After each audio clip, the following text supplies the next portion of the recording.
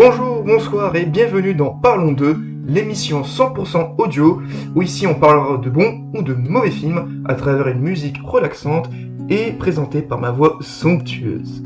Avant de commencer sur le sujet, je tenais à vous remercier que vous soyez de plus en plus nombreux sur la chaîne, que vous me montrez plus d'intérêt, que ce soit sur mes vidéos ou autres. N'oubliez pas que je suis également sur Twitter et sur Discord si vous voulez bien sûr me suivre en dehors de la chaîne et savoir donc mon avis sur certaines choses, voir l'évolution et l'avancement de mes prochaines vidéos. Voilà, petit coup de pub, comme ça, tranquille. Contrairement au précédent épisode de Parlons d'eux, le film du jour va contenir sans doute des légers spoilers. Alors, bien entendu, je ne vais pas réellement spoiler la fin ou un élément important du film. Je pense que vous pouvez écouter tranquillement, malgré que je vous conseille quand même de regarder le film avant de l'écouter, donc Parlons d'eux, tout simplement pour peut-être être plus dans la critique et peut-être comprendre de là où je veux en venir avec le film du jour. Donc je vais certainement flirter un peu quelques spoils assez importants, mais rassurez-vous, ça sera donc sans spoiler.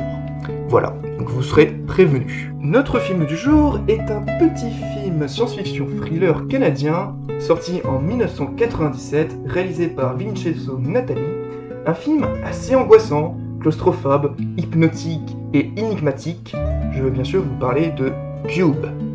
You're not getting out of here. Yes, we are! There is no way out of here! We need to get around the trap. They're identified by prime numbers. Figure it out. I can't! I'm not dying in a rat maze! No more talking. No more guessing. You gotta save yourselves from yourselves. What the hell's going on? We haven't been moving in circles, the rooms have. We are the key. The cube is us.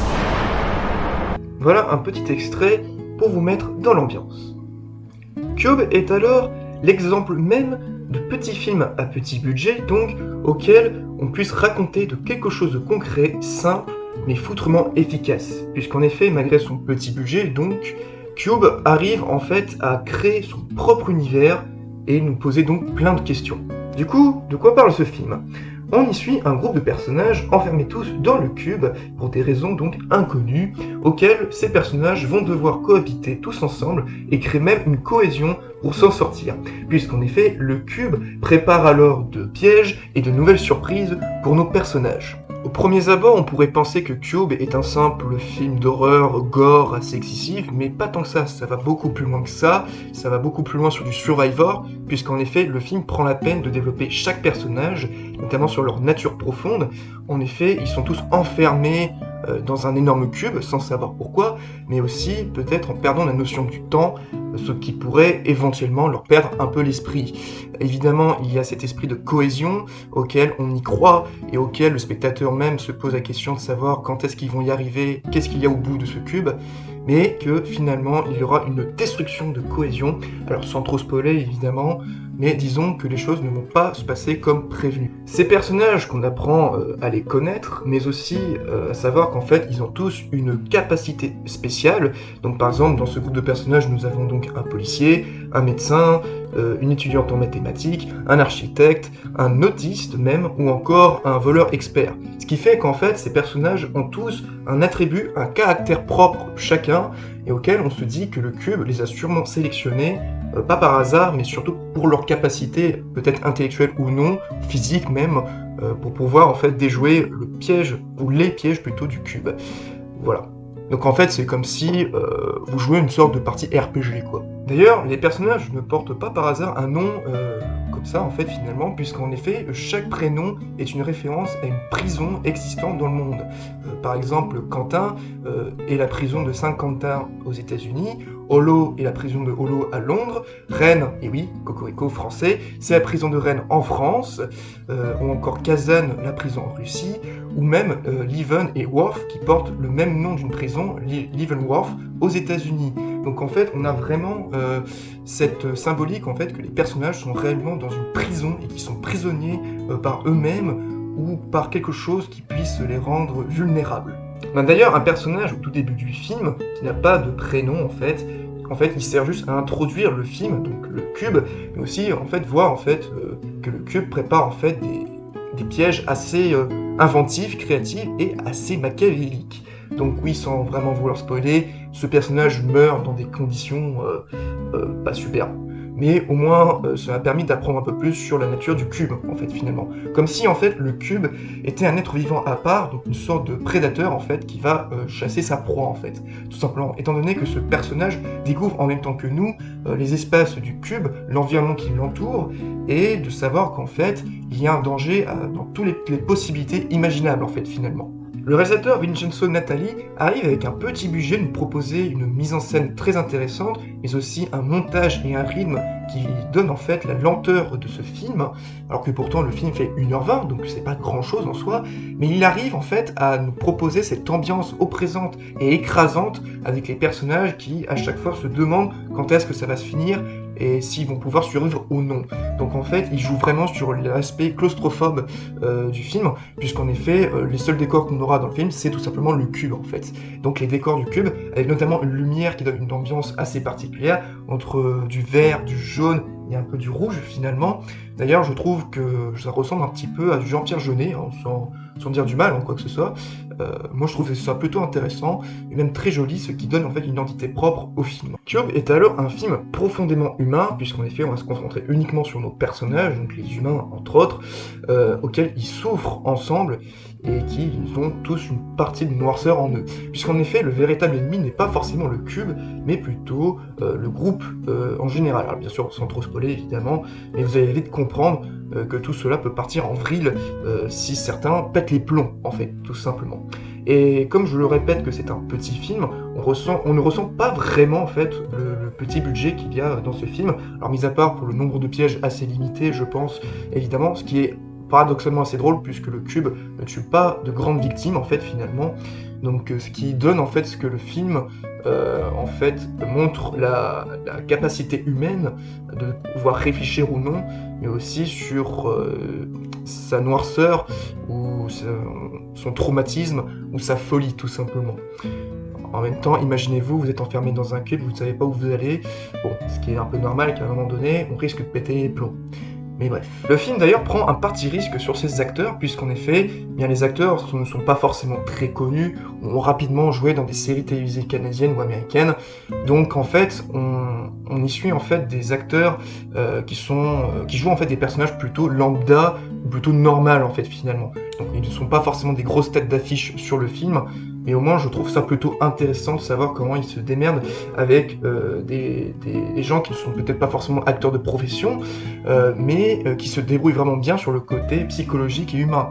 Après tout, par exemple, Jean Renoir, lui, il sélectionnait ses acteurs qui n'étaient pas forcément des acteurs, mais dans la rue, comme ça, parce qu'il pensait que la personne en question était vraiment bonne pour jouer dans le rôle d'une certaine façon en fait, de jouer le personnage, ou d'une certaine psychologie. Enfin bref, je vais peut-être aller un peu loin, mais tout ça pour dire que le film prend quand même un parti risque, pas forcément mettre des acteurs ultra connus, mais qui pourront peut-être se forger leur carrière dessus. Cube, à sa sortie, va devenir une référence même pour une autre catégorie en fait de thriller et d'horrifique, à savoir le torture porn. Alors le torture porn, en fait, ça consiste à regarder des films où les gens souffrent de manière imaginable et complètement gratuite, auxquels les spectateurs ont une fascination en fait de voir les personnages souffrir dans différentes conditions.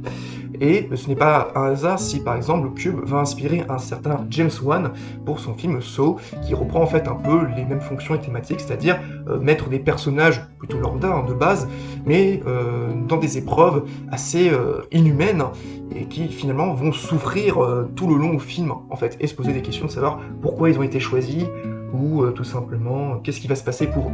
Cube va connaître bien sûr un joli petit succès à sa sortie. Alors en même temps, étant donné que le film a coûté pas très cher, il a été très vite rentabilisé, ce qui en fait donc une référence de petit genre de film science-fiction, thriller et horrifique. Mais malheureusement, c'est devenu aussi une saga, puisqu'avec le succès du premier film, donc on a décidé d'avoir des suites. Et donc Cube 2, sorti en 2002, est une refonte du premier film, mais vraiment pas terrible. En fait, ça essaye vraiment de puiser sur le premier film, en essayant d'ajouter des éléments en plus, mais aussi d'expliquer l'origine du Cube, ce qui est pour moi une trahison même du premier film, parce qu'en fait, Cube permettait aux personnes en fait d'imaginer ce qui se passerait en dehors du cube en fait. Pour moi, il fallait garder cette part de mystère qui devait être jamais résolue, hein, parce que finalement, tout comme les personnages, on ne sait pas quel est le cube en fait, quelles sont ses capacités, qui l'a construite, pourquoi ils ont été là. Enfin bref, ça pose plein de questions, mais qui finalement fait travailler l'imagination du spectateur. Donc pour moi, les suites trahissent complètement ça en fait, et je ne parlerai même pas de Cube 3, donc sorti en direct to DVD. Alors vous savez, c'est très rare ce genre de qualité, hein, discutable, et en fait qui se veut être le préquel même du premier film, mais qui est complètement à part, voire hors sujet de ce qu'il dit, et incohérent même, hein, ce qui est assez con pour un préquel finalement. Mais voilà, malheureusement c'est souvent ce genre de film qui gâche en fait tous les potentiels du premier film, et qui en fait, le premier film suffit amplement. Donc voilà. Vous aurez compris, je vous déconseille fortement Cube 2 et Cube 3 qui sont des pertes de temps et du gaspillage d'argent même.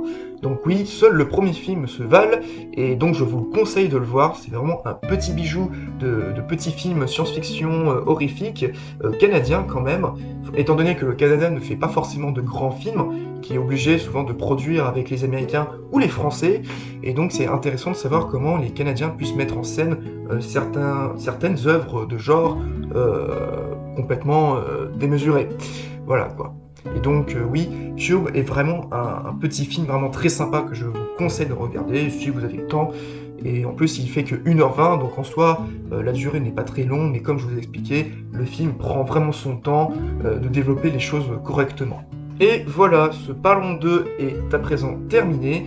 Je vous remercie d'avoir écouté jusqu'au bout cette émission auquel j'aime beaucoup en fait parler de toutes sortes de films, qu'ils soient bons ou mauvais, avec juste de l'audio en fait pour vous donner donc une certaine ambiance. Voilà, donc je vous remercie également d'être de plus en plus nombreux sur ma chaîne, mais aussi à me suivre vraiment sur les réseaux sociaux. Ça me fait extrêmement plaisir et gratifiant pour moi de vouloir vous partager ma passion du cinéma avec vous. Tout en discutant, en débattant, etc. Donc si vous ne connaissez pas ma chaîne et que vous êtes tombé par hasard sur cette vidéo, n'hésitez pas à vous abonner sur cette chaîne, auquel vous trouverez donc plusieurs contenus intéressants, tout autour du cinéma bien sûr, mais aussi également j'ai un Twitter et un Discord si vous voulez me suivre autrement. Voilà, et quant à moi, je vous laisse, et puis je vous souhaite à vous une très bonne séance. Allez, salut vous tous, et à la prochaine.